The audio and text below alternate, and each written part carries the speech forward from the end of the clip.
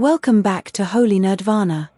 Today I'm looking at Frostpunk 2, a strategy game with a top-down view set in a frozen steampunk dystopia. It uses Unreal Engine, and like so many games with Unreal Engine, it tends to have quite a bit of stutter at times. That's especially true with Frostpunk 2. Benchmarking it is also a little difficult because there are constant pop-ups and alerts trying to get your attention, so I opted for a relatively simplistic benchmark around the central city of New London to see how things perform. I run the test multiple times, as there's a lot of hitching the first time, but once the game loads most of the assets, it calms down. I'm not going to show videos of the benchmark sequence because it's not really useful to look at.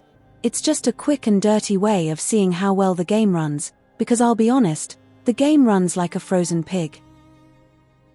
I'll start with 1080p medium, running at native resolution, so there's no upscaling or frame generation. I've got 9 graphics cards to talk about.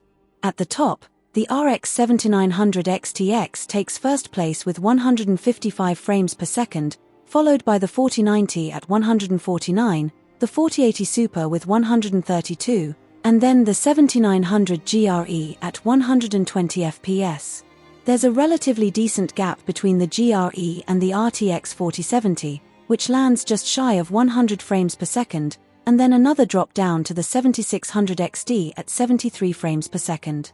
The 4060 gets 63 frames per second, and anything below that level can't even average 60 frames per second. That's not the end of the world because this isn't a fast-paced Twitch game, but it is worth mentioning. Once I kick up to ultra settings, the standings change a bit. Now the 4090 rises to the top, still averaging 100 frames per second. The XTX and the 4080 Super are basically tied, with AMD having a slight lead. The 7900 GRE still beats the RTX 4070 by about 20%, and that's not too unusual because it usually is faster in rasterization games. AMD's 7600 XT also beats the RTX 4060 by a couple of frames per second, and then when I get to the true budget cards, the 6600 and 3050 are both struggling to maintain a playable frame rate at 1080p Ultra. You can of course turn on DLSS or FSR upscaling, and with FSR you can also do frame generation. However, I will say FSR frame generation in this game doesn't seem to work well. It doesn't improve the minimum performance much if at all, so there's almost constant hitching as you get higher average frames per second, but the minimums become more noticeable, and it's a worse overall experience. I'll look at that in more detail at 4K. Kicking up to 1440p, I've dropped the 3050 from the testing, and the 6600 could have gotten the axe as well. The 4090 is the only card that's consistently getting about 60 frames per second or higher, followed by the 7900 XTX that does average 60, but it also dips below that on a regular basis. And then just behind that is the 4080 Super. AMD's 7900 GRE continues to offer much better performance than the RTX 4070, now leading by about 35%, and the same goes for the 7600 XT beating the 4060. This is a case where the extra VRAM seems to be helping the AMD card.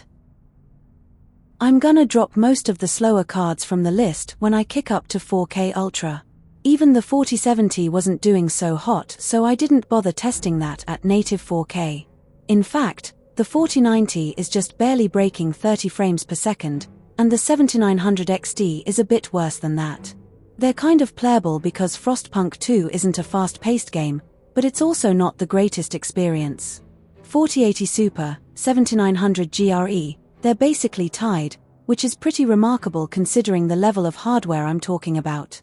You've got a $550 card from AMD taking on a $1,000 card from Nvidia and offering almost equivalent performance.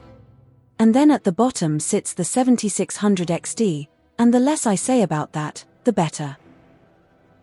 Now, the game doesn't do 4K native very well, even on the fastest GPUs currently available, so let's see what upscaling and framegen can do to help matters. And this seems like the perfect case for framegen, because a little bit of extra latency isn't going to be the end of the world in a strategy game. The problem is, as you can see by the FSR3 results on both the top Nvidia cards as well as on the AMD GPUs, is that the minimums are really quite poor. When you have nearly 100 frames per second but dips down into the 30s and 40s, that presents as a very noticeable stutter. DLSS 3 frame generation on the 4090, 4080 Super, and 4070 feels way smoother and better, and it looks better than FSR 3 framegen as well in this game. Even though the 4090 with FSR 3 got 101 frames per second compared to 97 frames per second with DLSS 3, look at the 1% low values, 81 for DLSS 3 frame generation and 42 for FSR 3. The 7900 XTX isn't much better. 34 frames per second on the minimums. 4080 Super got 32 frames per second with FSR 3 compared to 67 with DLSS framegen.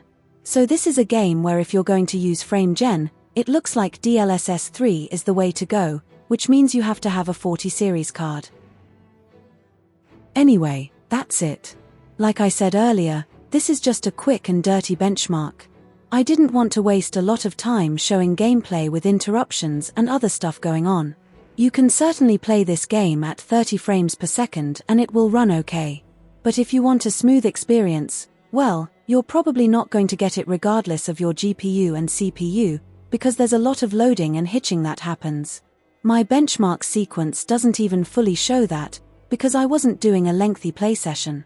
Just be prepared for stutters as you move around the map, zoom in and out, etc. That's not to say the game isn't plenty of dark fun. It's pretty cool as a dystopian city builder that forces you to make hard choices. Child labor or mandatory education for children? The latter sounds better, but it could mean more deaths and starvation. The game has a great overall atmosphere, much like the first title. Just know that performance is quite stuttery at times, especially on lesser hardware, which is unfortunate. You'll need a pretty beefy graphics card to run this one well, even at 1080p medium. Thanks for watching. Please like and subscribe, and I'll see you next time.